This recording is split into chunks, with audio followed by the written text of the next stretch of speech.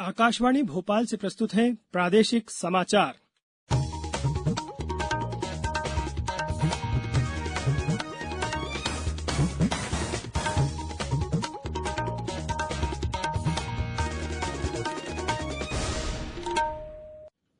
नमस्कार, समाचारों के साथ मैं नवनीत चौबे। पहले मुख्य समाचार। प्रधानमंत्री नरेंद्र मोदी आज प्रदेश के रेहड़ी पटरी वालों से स्वनिधि संवाद के तहत बात करेंगे। 21 सितंबर से 9वीं से 12वीं कक्षा के लिए स्कूल खोलने के संबंध में स्वास्थ्य मंत्रालय ने दिशा निर्देश जारी किए।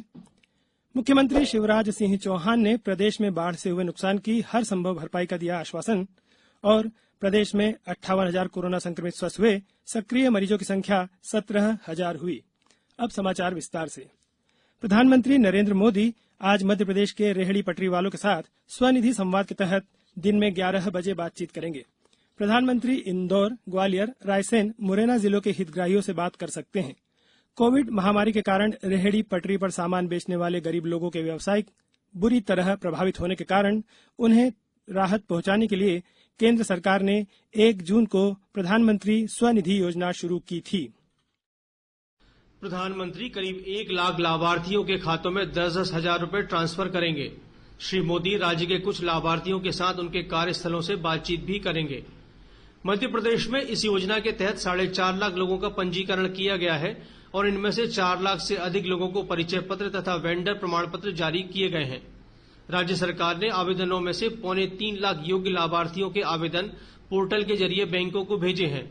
बैंकों को मिले कुल आवेदनों में से 1,40,000 को अब तक 140 करोड़ रुपए की राशि का भुगतान किया गया है।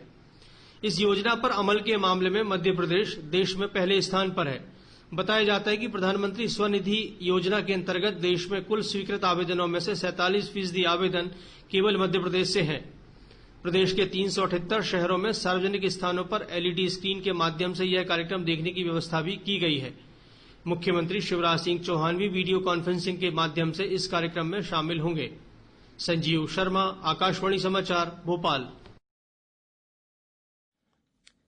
इस मौके पर श्री मोदी ने एक ट्वीट में कहा है कि स्वनिधि संवाद को लेकर वे बहुत उत्सुक हैं और इसमें लोगों को मध्य प्रदेश के रेहड़ी पटरी वालों के कठिन परिश्रम को जानने का मौका मिलेगा।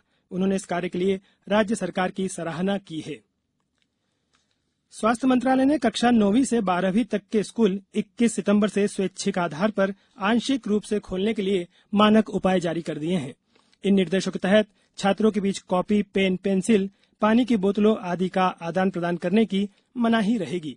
सभाओं और खेलों पर भी प्रतिबंध रहेगा। साथ ही कोविड के लक्षणों वाले व्यक्तियों और कंटेनमेंट क्षेत्र से विद्यार्थी या स्टाफ के स्कूल में आने पर मनाही होगी। छात्रों को स्कूल आने के लिए माता पिता की लिखित अनुमति भी जरूरी होगी और इसके लिए शिक्षक छात्रों के बीच समय समय पर संवाद किया जाएगा। दिशा निर्देशों के अनुसार स्कूलों में बैठने का इंतजाम इस तरह से होगा कि हर कुर्सी के बीच कम से कम 6 फीट की दूरी हो। शारीरिक दूरी के नियम का सभी जगह पालन करना होगा। शिक्षकों और छात्रों को मास्क भी पहनने होंगे। स्कूल परिसर के अंदर के कैफेटेरिया, कैंटीन या मेस आदि बंद रहेंगे।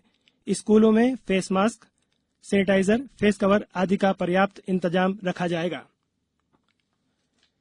मुख्यमंत्री शिवराज सिंह चौहान ने प्रदेश में कोरोना के बढ़ते मामलों को देखते हुए बिस्तरों की संख्या बढ़ाने पर जोर दिया है। उन्होंने कल प्रदेश में कोरोना की स्थिति की समीक्षा करते हुए अस्पतालों में ऑक्सीजन और डॉक्टरों की मौजूदगी सुनिश्चित करने के निर्देश दिए। मुख्यमंत्री ने कहा कि अनलॉक के बाद बाजार अब खुल रहे हैं, जिससे चुनौती भी बढ़ रही है, इसलिए निरंतर सावधानी बरती जानी चाहिए। राज्यपाल आनंदीबेन पटेल ने राष्ट्रीय शिक्षा नीति के सफलतापूर्वक अमल के लिए विश्वविद्यालयों से मार्गदर्शक की भूमिका निभाने को कहा है। उन्होंने कल राजभवन में विश्वविद्यालयों की शैक्षणिक गतिविधियों की समीक्षा करते हुए वीडियो कॉन्फ्रेंसिंग के माध्यम से कुलपतियों को संबोधित किया। राज्यपाल ने रोजगारपरक शिक्षा के स्वरूप और पाठ्यक्रम बनाने जैसे मुद्दों को लेकर विषयवार समूह बनाने और चिंतन करने पर जोर दिया। श्रीमती पटेल ने कहा कि शिक्षा नीति के सफल क्रियान्वयन के लिए पहले 5 वर्ष बहुत महत्वपूर्ण हैं और यही इस नीति की सफलता का आधार भी बनेंगे। अब समाचारों में वक्त है एक ब्रेक का। ये समाचार आप आकाशवाणी भोपाल से सुन रहे हैं। हमारे समाचारों को अब आप कभी भी और कहीं भी अपनी सुविधा के अनुसार सुन सकते हैं। ये समाचार बुलेटिन YouTube, ट्विटर और फेसबुक पर AIR न्यूज भोपाल पेज पर सुने जा सकते हैं। इसके अलावा आप हमारी वेबसाइट newsonair.com पर या AIR न्यूज ऐप पर भी समाचार सुन सकते हैं। ब्रेक के बाद समाचारों में एक बार फिर आपका स्वागत है। मुख्यमंत्री शिवराज सिंह चौहान ने कहा है कि बाढ़ प्रभावितों को बाढ़ से हुए नुकसान की पूरी भरपाई की जाएगी और नष्ट हुई फसलों की बीमा राशि और मुआवजा भी मिलेगा। उन्होंने कल सीहोर जिले के बाढ़ प्रभावित गांवों का दौरा करते हुए कहा कि टूटे हुए मकानों को दोबारा बनवाया जाएगा और अनाज, घरेलू सामान आदि के नुकसान की भी पूर्ति की जाएगी। उन्होंने सीहोर कलेक्टर को बाढ़ प्रभावित क्षेत्रों के सर्वे का काम शीघ्र पूरा कर प्रभावितों को मुआवजा वितरण शुरू करने के निर्देश दिए।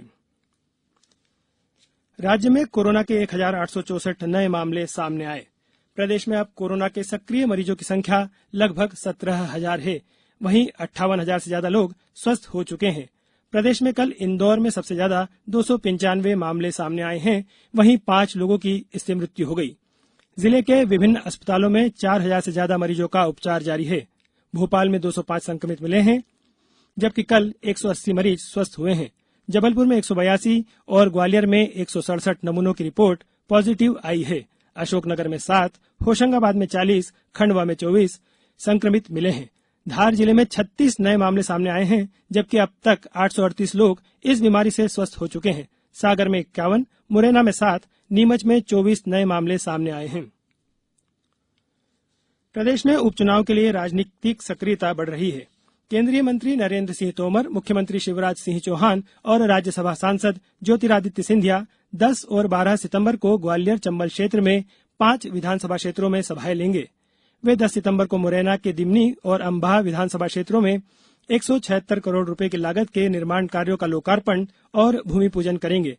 इसके अलावा वे 12 सितंबर को मुरैना, सुमावली और जोरा विधानसभाओं में 390 करोड़ की लागत के कार्यों के लोकार्पण और भूमि पूजन कार्यक्रमों में शामिल होंगे। वहीं चुनाव की प्रशासनिक तैयारियां भी आरंभ हो गई है। शिवपुरी जिले में पोहरी और करेरा विधानसभा क्षेत्रों में उपचुनाव होना है। इसके लिए आज मास्टर ट्रेनर को प्रशिक्षण दिया जाएगा। इंदौर जिले के काली बिल्लोद गांव में जिला पंचायत ने मल जल का शोधन संयंत्र स्थापित किया है। वाटर एड संस्था के सहयोग से निर्मित इस संयंत्र में शौचालय के सेप्टिक टैंक से प्राप्त जलमल को उपचारित कर जैविक खाद प्राप्त की जाएगी। इससे मिले उपचारित जल का उपयोग मछली पालन और बागवानी में किया जाएगा। जिला पंचायत के मुख्य कार्यपालन अधिकारी हिमांशु चंद्र ने बताया कि इससे स्वरोजगार के अवसर बढ़ेंगे। प्रोजेक्ट के सफल होने के बाद जिले के अन्य गांवों में भी इस तरह के संयंत्र स्थापित किए जाएंगे। अब कुछ समाचार संक्षेप में। डिंडोरी जिले में पुलिस द्वारा लोगों को आर्थिक अपराधों से बचाने के लिए जागरूक करने के उद्देश्य से शिविर लगाए जा रहे हैं। इस कड़ी में शाहपुरा थाने के पलकी गांव में ग्रामवासियों को बैठक कर उन्हें साइबर अपराधों के बारे में बताया गया। वन मंत्री विजय शाह ने कल खंडवा जिले के ग्रामीण क्षेत्रों का दौरा करते हुए जंगल कटवाकर अतिक्रमण करवाने वालों को सख्त कार्यवाही की चेतावनी दी। मंडला में कलेक्टर हर्षिका सिंह ने कोरोना संबंधी बैठक में अधिकारियों को कोविड केयर सेंटर में साफ सफाई का विशेष ध्यान रखने के निर्देश दिए। रायसेन जिले के सुनारी सलामतपुर गांव में जन समस्या निवारण शिविर आयोजित किया गया, जिसमें लोगों ने आधार कार्ड नहीं बनने, जाति प्रमाण पत्र और बीपीएल राशन कार्ड से संबंधित शिकायतें की। अंत में मुख्य समाचार एक बार फिर। प्रधानमंत्री नरेंद्र मोदी आज प्रदेश के रेहड़ी पटरी वालों से स्वनिधि संवाद के तहत बात करेंगे। 21 सितंबर से 9वीं से 12वीं कक्षा के लिए स्कूल खोलने के संबंध में स्वास्थ्य मंत्रालय ने दिशा निर्देश जारी किए।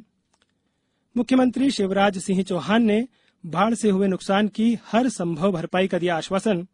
और प्रदेश में 58,000 कोरोना संक्रमित स्वस्थ हुए, सक्रिय मरीजों की संख्या 17,000 हुई। इस बुलेटिन में इतना ही। सतर्क रहिए, सुरक्षित रहिए और सुनते रहिए आकाशवाणी। नमस्कार।